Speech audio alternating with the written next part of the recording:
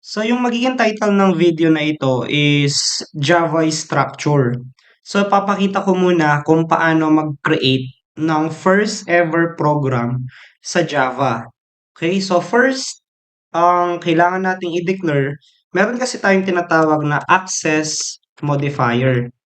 Ang access modifier, ayan siya, meron tayong iba't ibang klase. So, ang una, yung tinatawag natin public, private, and protected.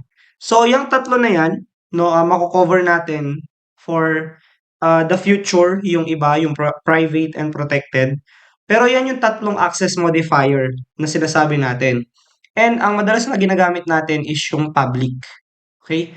So, para umpisahan yung structure ng program natin, dinideclare natin yung word na public. Okay, so ano bang ibig sabihin ng public?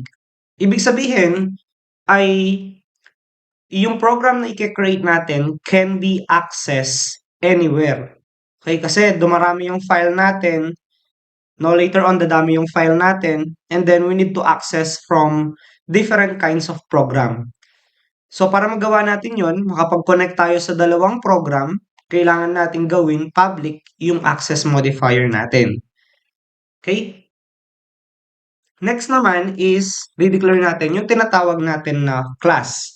So, every program sa Java ay meron po silang class. Okay? So, isipin nyo yung class blueprint ng gagawin yung program. Okay? So, next will be yung pangalan ng class.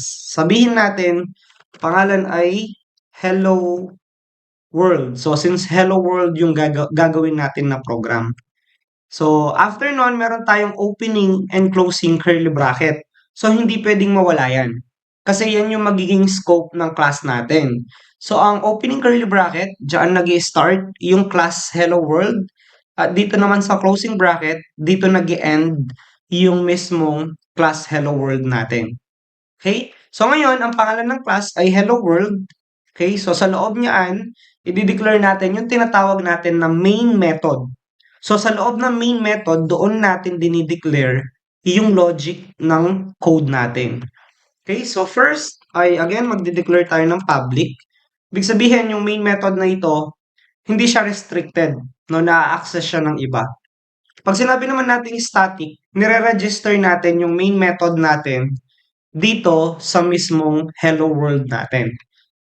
Okay?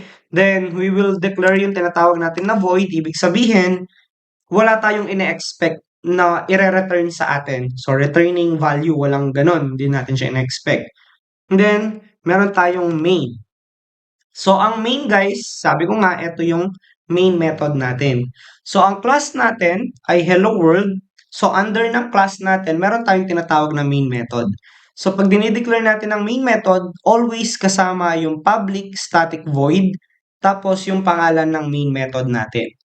Then, after ng main method, meron tayong dalawang open and close parenthesis. Tinatawag natin yan parameter. Okay? So, kapag nakikita nyo yung opening and closing na parenthesis na ganyan, tawag natin ay parameter or usually they call it arguments. Okay. So, yan yung ibig sabihin yan. Ngayon, sa loob ng arguments natin or parameter, nagde-declare tayo ng tinatawag na data type, which is a string. Okay, so we do have different kinds of data type na i-introduce ko later on. So, ang data type na string naman, kapag sinabi natin string, ang equivalent po niyan ay words or sequence of characters. So, yan yung ibig sabihin ng string natin. Ngayon, ang string kapag nilagyan mo siya ng opening and closing na bracket na pa-box, okay, so kapag nakita nyo ang isang variable or ang isang data type, meron siyang ganyan, tinatawag po natin siyang array. Okay? So, ibig sabihin, we're going to receive sequence of characters. Ganun siya. So, after nyan, i-declare natin yung variable ng string natin, which is yung args. Okay? So, lahat ng program natin, kapag ini-start natin yung Java, it always start sa class natin, and second sa main method natin. Okay, just remember, so kapag nakita natin yung bracket na ito, array po siya or sequence of character. And then after nun, meron nga tayong variable na args. Okay, so variable po yan. Ang ibig sabihin ng variable ay container po. Okay, so when we say container, storage. So lalagyan siya. Okay, so again, ulitin ko lang, ang structure, kapag sinabi natin Java structure, ito yung nag-i-start sa public class hello world. Ang hello world will be yung pangalan ng class. After ng class natin, meron tayong main method. Okay? Ang pangalan ng main method natin will be yung tinatawag natin na main. Okay, so after natin i-declare yung dalawa na yan, opening and closing curly bracket ulit.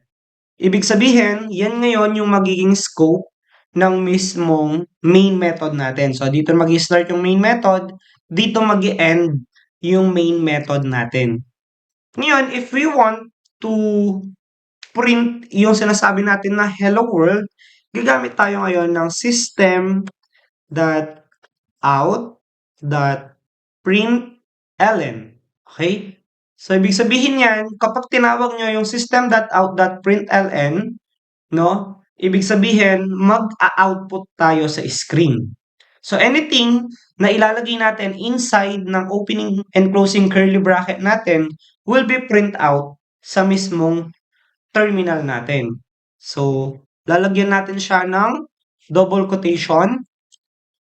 So, wag nyo kakalimutan yung double quotation na yan. Yan. So, wag nyo lang kakalimutan yung ating double quotation. So, sa loob niyan, ilalagay natin yung ipiprint natin sa screen. For example, hello world. Then, exclamation, and then yung semicolon natin. Okay? So, yan yung first structure ng Java natin. So, meron siyang class. Yan, meron siyang class. Meron siyang main method. At meron siyang taga-print, which is yung system.out natin. So, kapag nag-run tayo ng program, mapapansin nyo, eto na ngayon yung hello world natin.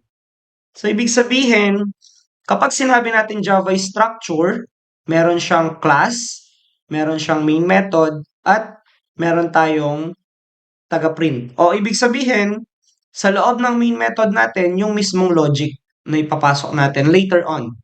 Okay? So, ito yung basic structure ng Java program natin. Okay? So, mapapansin nyo, kapag inalis ko to, yung semicolon, nagre-red siya.